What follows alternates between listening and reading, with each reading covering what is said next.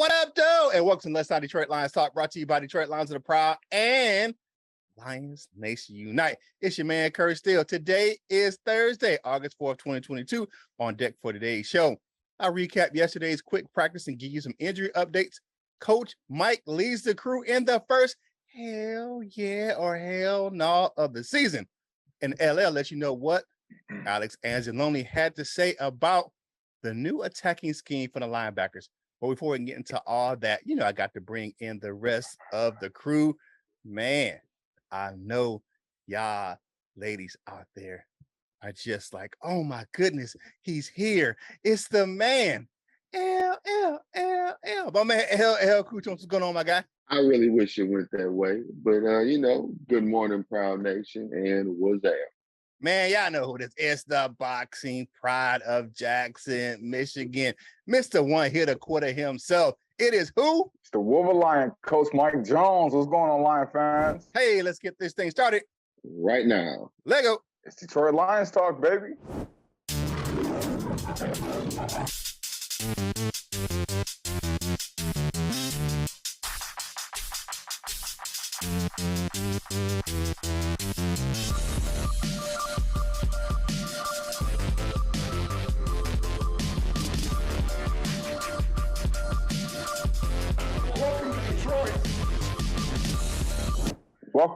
Welcome back, and we got a good show for y'all today, man. So, Curt, lead us off.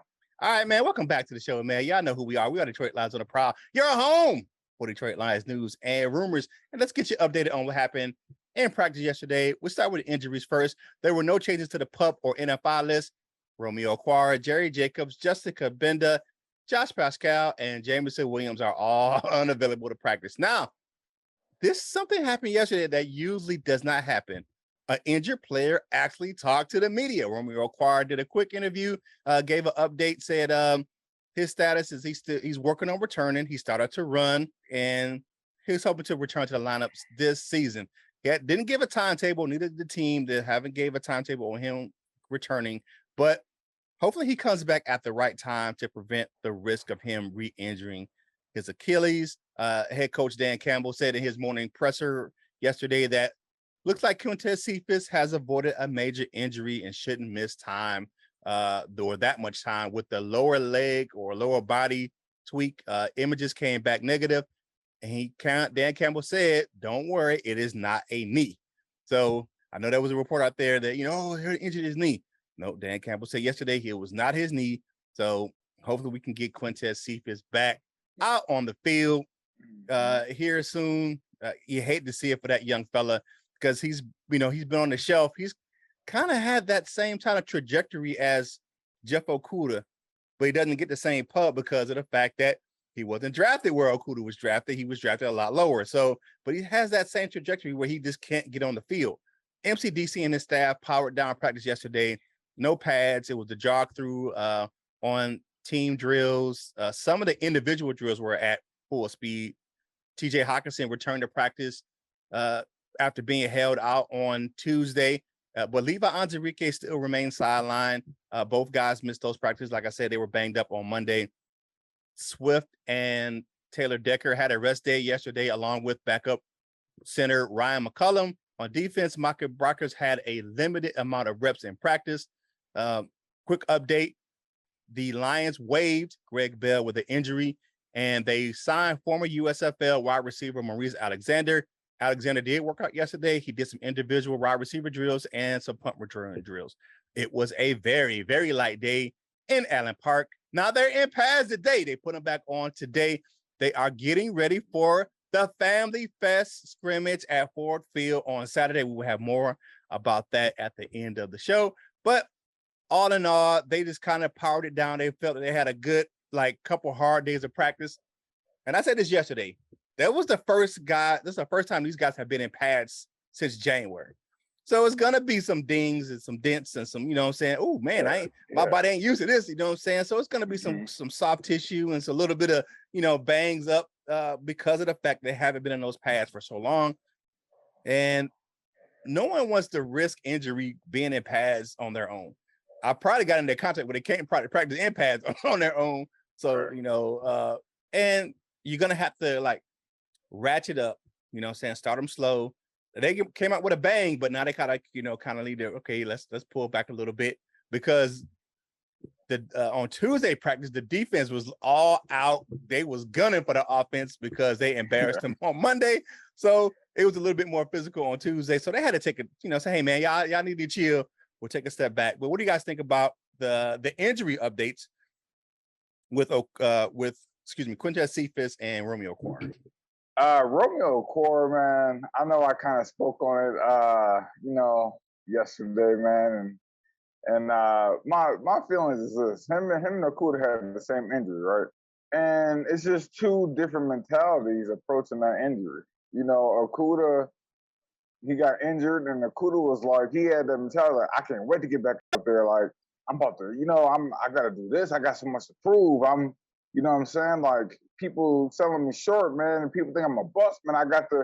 And it's in Okudah to prove you wrong, and he has that will, that hunger, that want.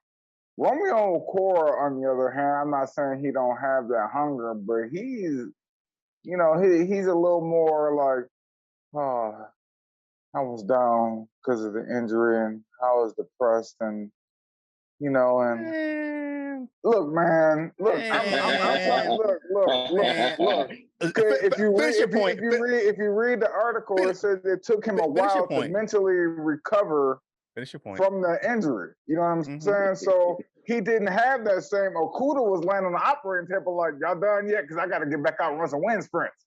But Romeo Core like, he's like, oh God, man, all right, kill it. No, I'm just playing with you, man. But it's like it's just two different mentalities that, you know what I'm saying, where Okudah is gonna be ready day one. You know what I'm saying? His injury happened. Both the injuries happened within the first quarter of the season. You know what I'm saying? Before the first 4 games is over. And Romeo, his status of injury is, I'm gonna try and get back before the season is over. Whereas Okudah gonna be back week 1. So, you know what I'm saying? I just let you know a little bit, but y'all can weigh in on that, man. Okay. All right. So one thing I had to say about this, we don't know the severity of the injuries for both players. We know they had the Achilles injuries, so we don't know what it's going to take to recover for both of them. You have two different body styles. You can look at Okora, that's a bigger man, more weight on that Achilles tendon.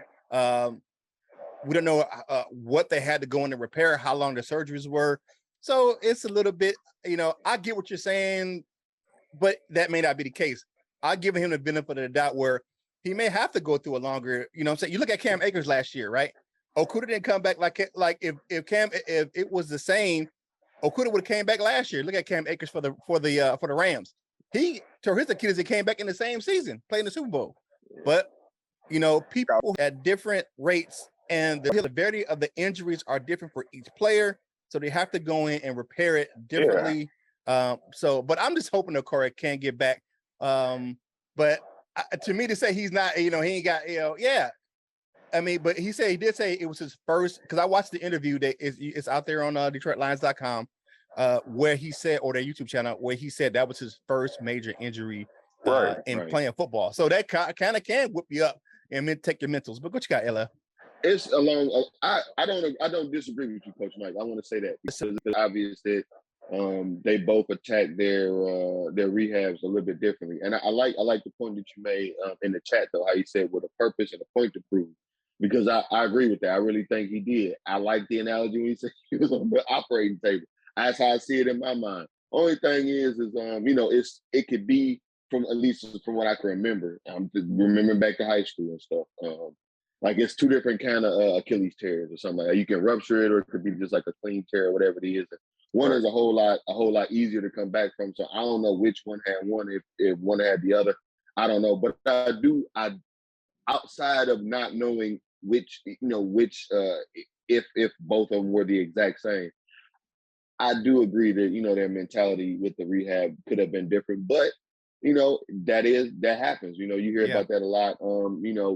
Injuries, different things, whatever it is can affect your mental health. That's really important nowadays. So, even like I say, even though I don't disagree, I feel that it could be something else. But even if it is, keep your head up, man. Don't Don't let the injury hold you down. You know, come on back, attack it, and maybe well, no, because that would be the same. I was gonna say maybe Okuda's seen himself as losing his spot, but of course, you'll be doing the same thing because we spent a number 2 pick on his position. So come on back, Corey, whenever you're ready, man. But you know, do it out. Take it a step at a time, day at a time. Get your mind right. Yeah, I'd rather him take his time and come back from injury than he rushing back, and you know, especially if his mind's not right.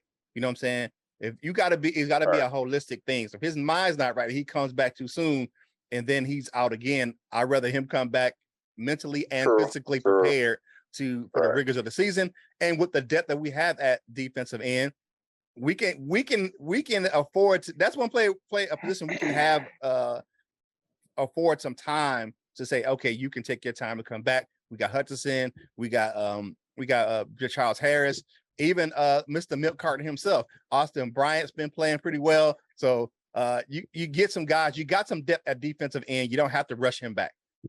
Even his little brother, Julian Okwara, you know what I'm saying? He can, you know, play outside linebacker and defensive end. So there's no really need to rush him back right now. You know what I'm saying? I want the depth. I want him back. Don't get me the line because I do want him back because he brings an intangible. He was our best pass rusher a couple years ago. And we need that what do you call it? Upgraded pass rush to make our whole defense better, to make our secondary better, to make our linebackers better. It starts up front. And if we don't have that piece, you know what I'm saying, it is going to affect us, but it's not a need right now because of the depth of the defensive end position. Yeah. That's just coming, man. I'm a D-line coach, man, and you know what I'm saying. You are. I'm not like just a fan. I kind of come from a coach's point of view. Mm-hmm. You know what I'm saying, and I know there's some coaches looking at him on the sideline like,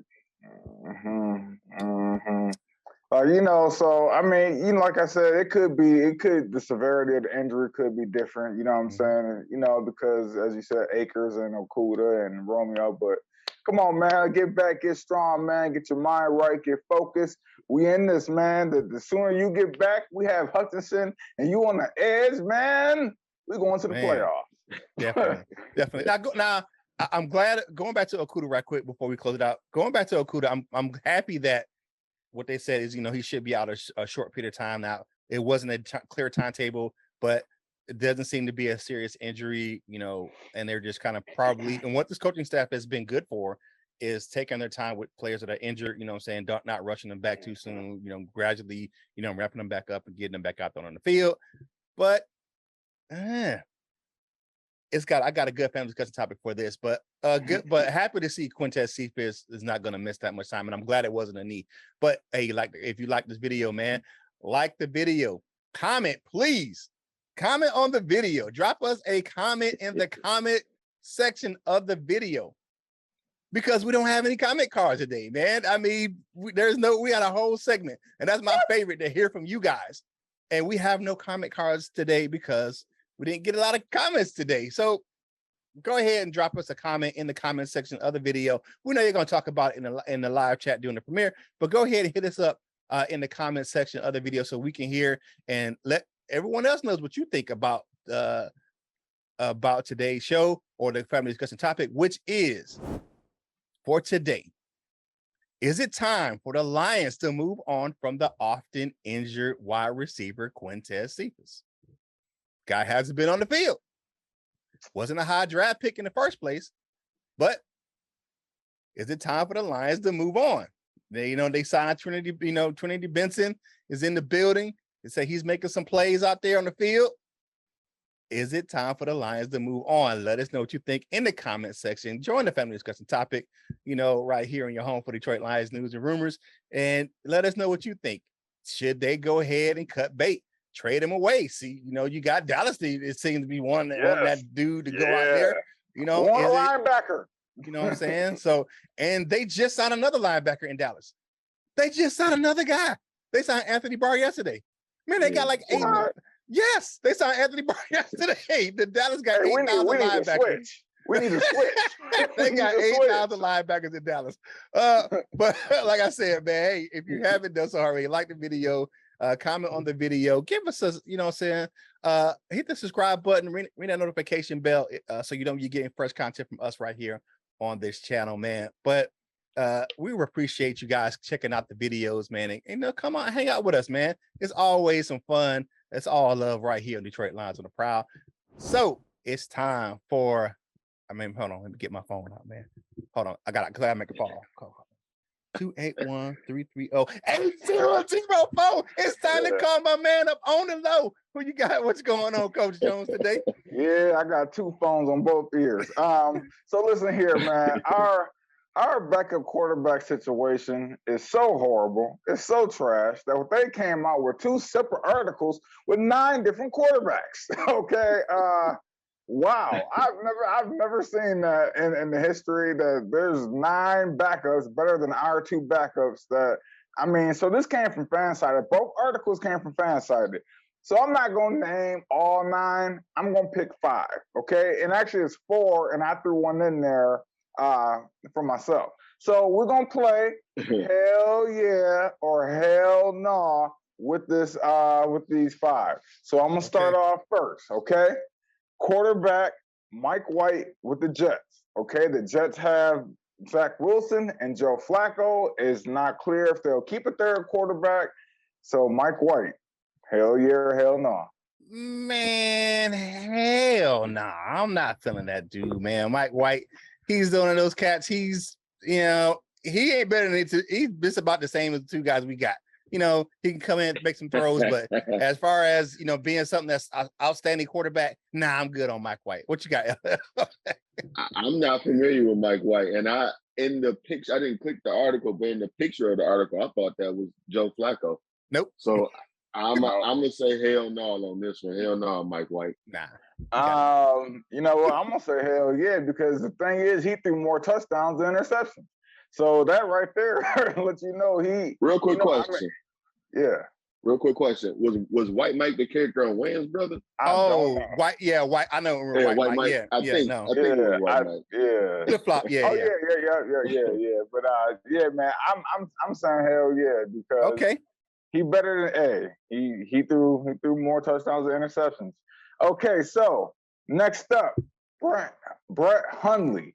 As you know, he would be the third quarterback. The Baltimore Ravens are keeping Lamar Jackson, of course. They're keeping Tyler Huntley, who kind of sounds like Brett Hundley, but with Tyler Huntley, who they had, in Detroit. That's why that whole Lamar Jackson to the Lions came up, because they're like, ooh, Tyler Huntley could be, so Brett Hundley. Yeah, but Brett Hundley, what y'all think? Hell yeah or hell no? Man, get that dude out of here, man. Hell no. Damn, man. You want to give me a Huntley, give me the other guy. I don't know, damn. No, man, I want that dude.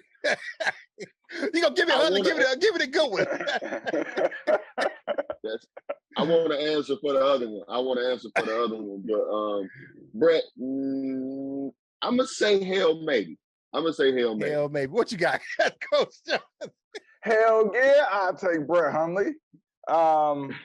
He has made a few starts, and he's the backup for Aaron Rodgers that I would rather have had than I remember Brett Hundley. Yeah. So he's the one that I would have chose. So, but yeah, man. So hey, I'm saying yes.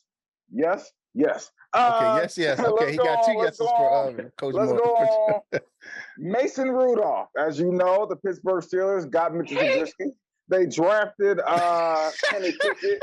So Mason Rudolph, he might be on the way out. It's not every team's gonna keep 3 QBs. So Mason Rudolph, hell yeah, hell no. Hell, you go first. Hell no. No. Hell no. Let me stay your ass where you at. No. Let me get my helmet, man. Let me get my helmet so I can be Myles Garrett. And Mason, hell no. Mason is definitely better than the guys we got, but hell no. Man, I'm gonna play Myles Garrett. Hell no. Man, get that cat out of it. I mean, I didn't even like him at Oklahoma State. Right. So if I didn't like him in college, I damn sure don't like him in the pros. Right.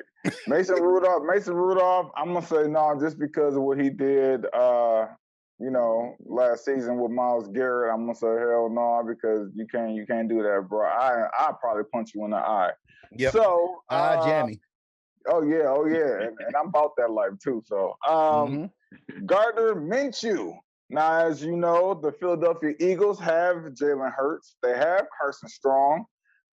So Gardner Minshew might be on the block of getting cut. Gardner Minshew. Go ahead, LL. I'll let you go first on this one.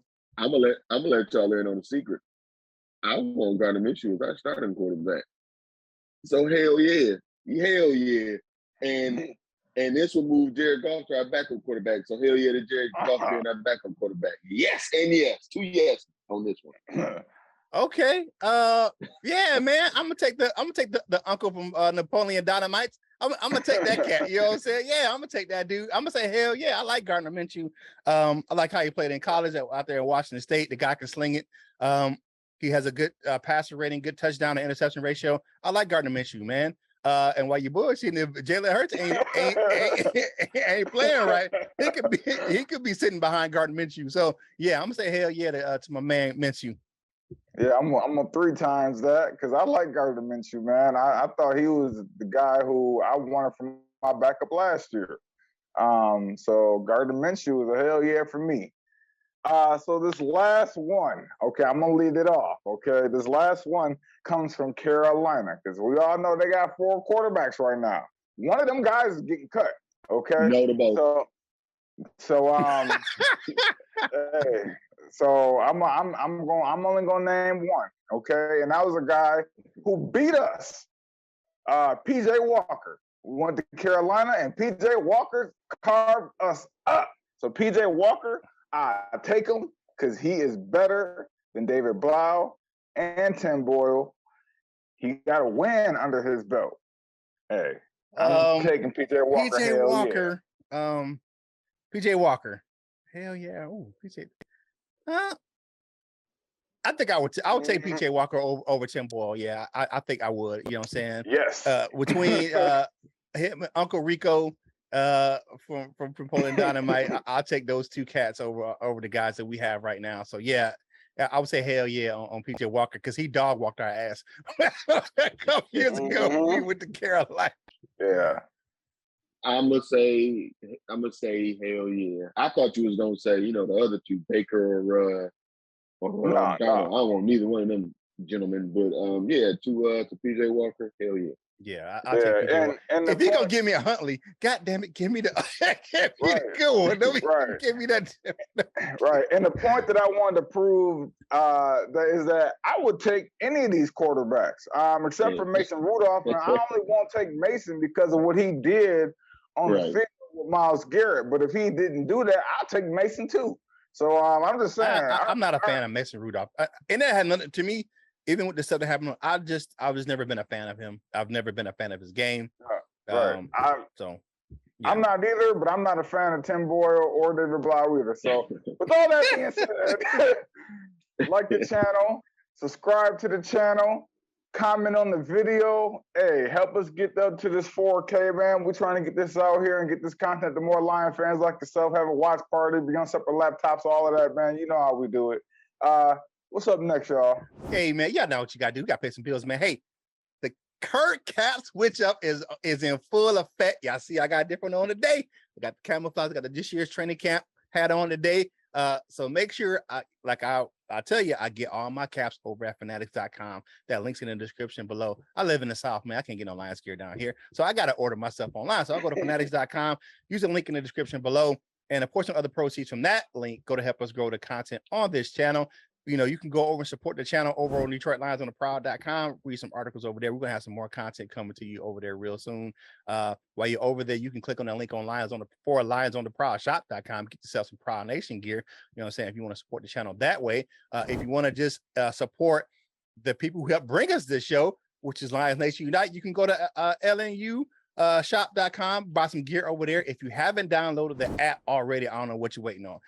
That is the ultimate virtual hangout for Detroit Lions fans. You can watch our show or any show. All the content creators for the Detroit Lions, your favorite ones, post their content right there in the app. You don't have to leave the app to watch the people's shows right there. The link goes right over to YouTube, and you can watch it right there in Lions Nation Unite. If you so you can download it in the Google, Android, or Apple App Store. If you want to just go on your web browser, just type in lionsnationunite.com, and you are right there, man. But it's time, man. Oh, I feel the dew from the mountains coming down because he's walking down from the Himalayas because he's a big time player, dog. It's my man, LL Cool Torrance. What you got for today, my guy? Well, today on this Thursday, my news and rumors topic comes from just a short little conversation with Alexander Anzalone. Alexander Anzalone was asked about the new attacking front seven. I want to just make the connection because you had said just about it's going to be important for our front seven a little bit earlier in the show, Curt.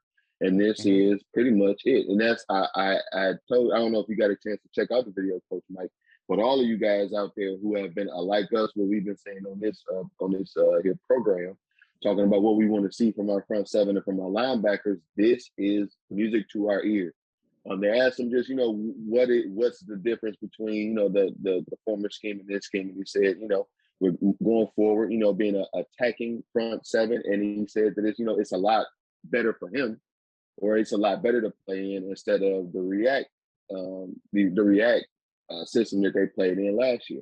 I like it. I think that this is what we all kind of been preaching, attacking linebackers, front seven, focusing more so on stopping the run and things like that.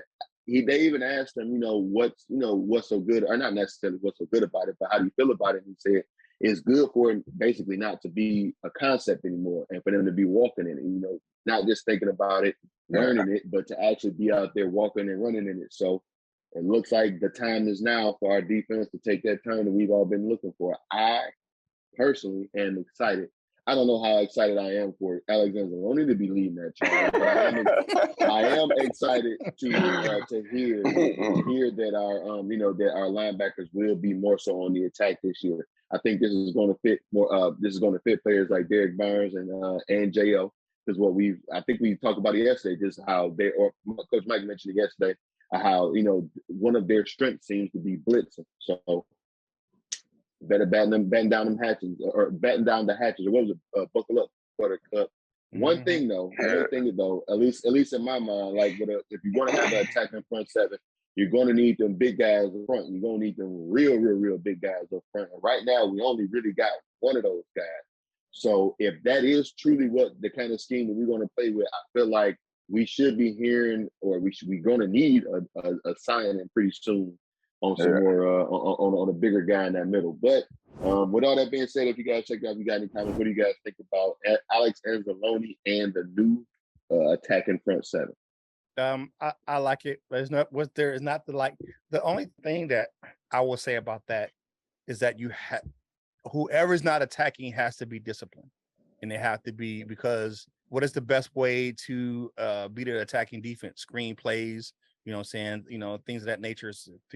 That's the only thing that Ben Johnson and the offense has been doing to our defense, is they've been doing a lot of screens in practice, because the best way to attack an attacking defense is out on the perimeter. And you're going to have some disciplined defensive backs and whoever's on the other side, linebackers, to be disciplined, set the edge, and make sure that we can defend the side, the weak side that we're not attacking from. So you have to be disciplined on the defensive front to keep those big plays from happening. So it's going to be contingent that whoever's on that weak side from wherever we're attacking, that we're not attacking from, stay disciplined in their gap assignments and what their assignments are for the edge. So I'm all for it if you could be disciplined and play smart football. Right. Hell yeah. You know what? I personally, that's one of the reasons why I don't really like the 3-4 defense. I'm not a fan of it, is because it's that 2-gap scheme, and you can go this way or this way, and it makes you stop and think for a second. And it's not just a, hey, that's my gap right there. Pre-snap, I know that's my gap. That's where I'm going. And you got more of aggressive, more downhill type attitude toward it. But I'm gonna let you know right now, if you do have that attacking style defense, then it's best to play man coverage on the back end. Because if you end up playing zone on the back end of that, then it's gonna that's a lot of space that's given up for yarders to be get so gotten get, you know what I'm saying? For them to take that is probably about a 10 to 12 yard cushion of just open field space. So I would honestly, with that attacking style defense, you know, I would play 3 yards off the ball man. You know what I'm saying? Give them a little bit of cushion, but not too much. That way you're there for that screen and the stuff like that. And you know, you got to trust your corners not to get beat. You know what I'm saying? So, yeah, but with that being said, man, I like it. I like it. Anzalone, you or Anzalone, whatever your name is, man, you better get tough, man. You come to my house, I'll whip you up.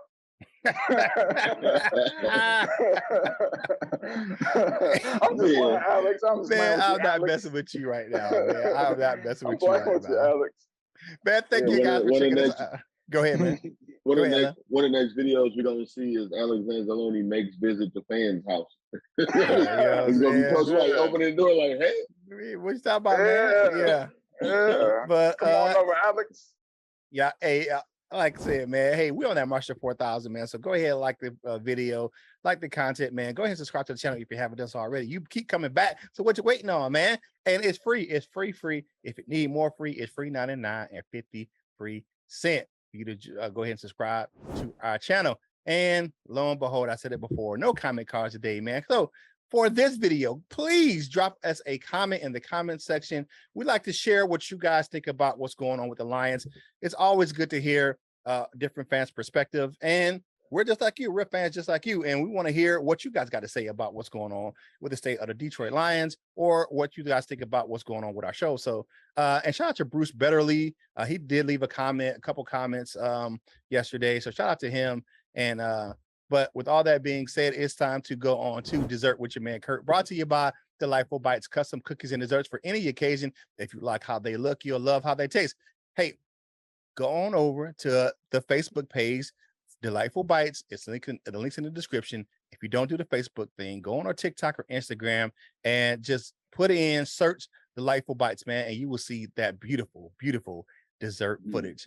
Now, for the Dessert with your man Curt, one thing I do have to give a shout out to a friend of the show, man, a young man who's been around the show for a long time, Justin May, the rapper, man.